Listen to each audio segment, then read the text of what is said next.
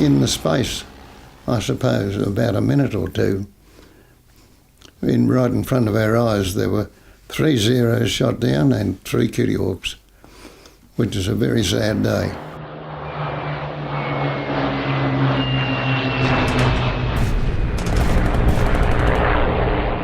Once they flew over 3 times and had a good look at our place, we thought, well, you know, they're going to try and arrange a landing for sure.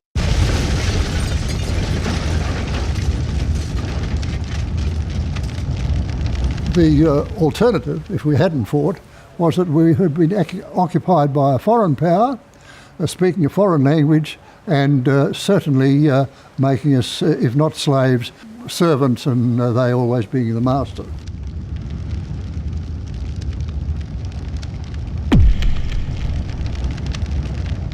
Barbed wire was everywhere.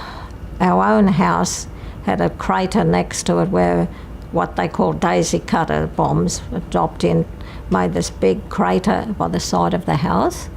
And there were machine gun bullet holes along the sides of the wall. So it then brought home to us just how much this war meant to us as a family.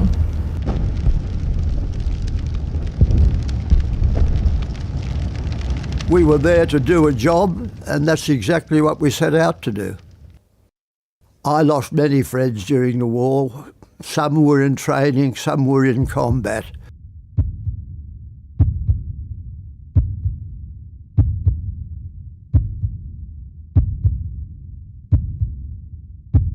They sent trucks around the streets picking up bodies. We stacked them too deep in the back of the trucks. They dug mass graves out on the beach of Winnelly. And they dug down to the water level and just stacked them in.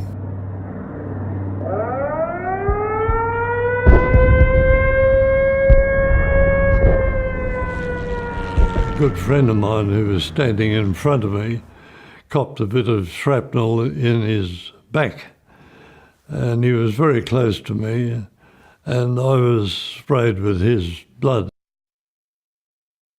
I was annoyed that I'd lost 2 very good mates, and I just wanted to do something about it.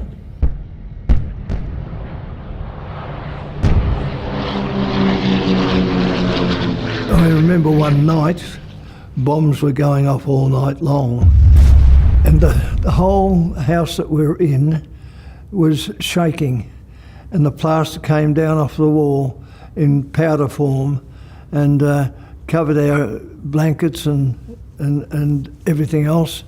And when we got up in the morning, we felt we were in a snowfield. I've seen this Japanese dead soldier there, and he had his wallet picking up, and I picked it up, and he had his wife and family there. And I sorry, I can't get it. And I thought, you know, he's got a family, and we just shot him. And he was just the same as could have been me shot there.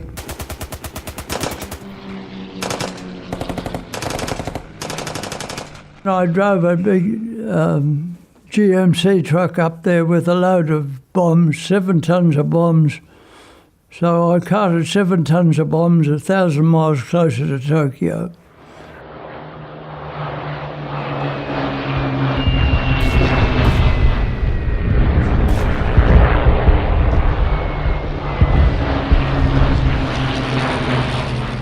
People want to carry their hatred with them. You have to remember when it's a war, you're there doing the bidding of your superiors. It's not of your doing.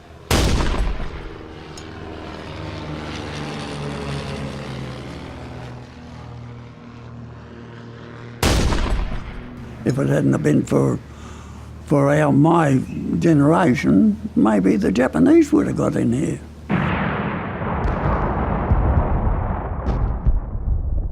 My mother was trying to get the letter out of the envelope, and it all came out and it was all in pieces. And we said it's confetti, and it wasn't confetti. The letter had been severely censored, and it was another way, I guess, looking back, of making sure that nobody else in Australia knew that Darwin had been bombed.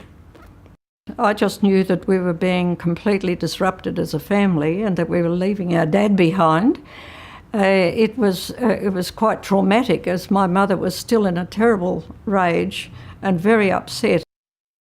I was best man at the wedding of one of my mates, and 3 weeks after he went missing. I could see dozens of my mates killed.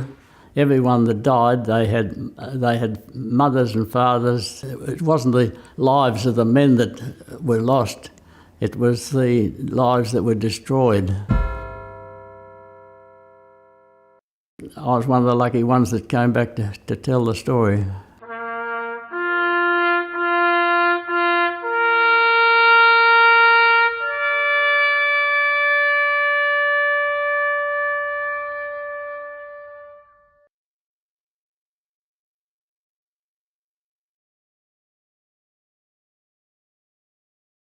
Authorised by Chief Executive Hugo Leshen for Department of Arts and Museums, 9 to 11 Kavanagh Street, Darwin.